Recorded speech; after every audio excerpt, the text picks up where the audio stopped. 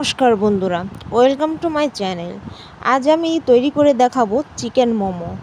Chicken মোমোটি তৈরি করা খুবই সহজ, কোনো রকম ঝামেলা ছাড়াই ঘরোয়া কিছু উপকরণ দিয়ে তৈরি করে দেখাবো চিকেন মোমো। মোমোটি তৈরি করার জন্য প্রথম আমি একটি বোলে 2 কাপ ময়দা দিয়ে দিচ্ছি।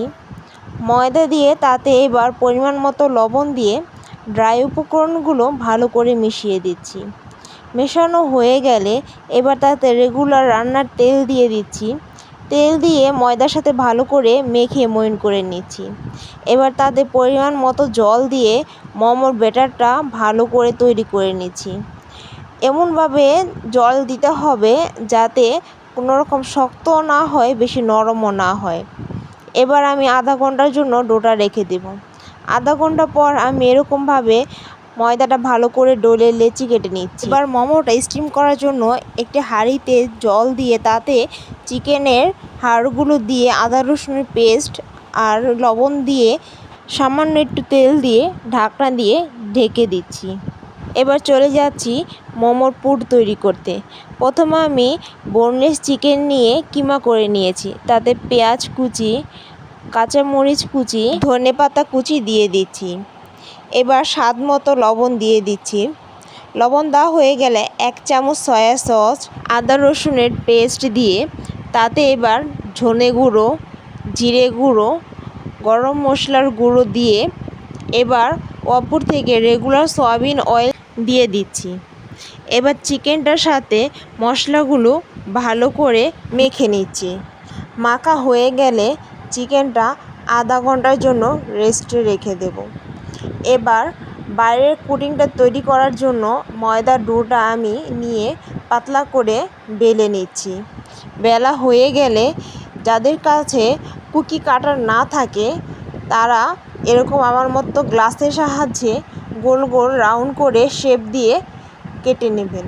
তাহলে মোমোর সাইজটা সবগুলো একরকম হবে, দেখতে অনেকটা সুন্দর লাগবে। এরকম করে গোল করে কাটা হয়ে গেলে এবার আমি উঠিয়ে নিচ্ছি। এবার মোমোর জন্য কাটা ওই রুটিটা রেখে তার মাঝখানে চিকেনের কিমাটা দিয়ে দিচ্ছি। চিকেনের কিমা দিয়ে এরকম করে আলতো হাতে ভাঁজ করে নিচ্ছি। আসলে আমি তো মোমো এক্সপার্ট না বানাতে, তাই যেরকম পারি সে মতোই বানিয়ে নিচ্ছি। আপনারা চাইলে নানা রকম ডিজাইন করে নিতে পারেন। আমি যেরকম পারি সে অনুযায়ী আমি ডিজাইন করে নিচ্ছি। এবার সবগুলো মোমো একইভাবে করে নিচ্ছি। করা হয়ে গেলে এবার আমি মোমো স্টিম করার জন্য যে পাত্রটা বসিয়েছি তার ঢাকনাটা খুলে দিয়েছি। খুলে দিয়ে দেখছি যে কীরকম ভাব হয়েছে। এরকম ভাব উঠে আসলে তখন আমি সবগুলো মোমো এরকম ছাঁকনির মধ্যে দিয়ে দিচ্ছি। আমার কাছে মোমো স্ট্যান্ড নেই বলে আমি এরকম হাঁড়ির ভিতরে স্ট্যান্ড বসিয়ে মোমো স্টিম করে নিচ্ছি।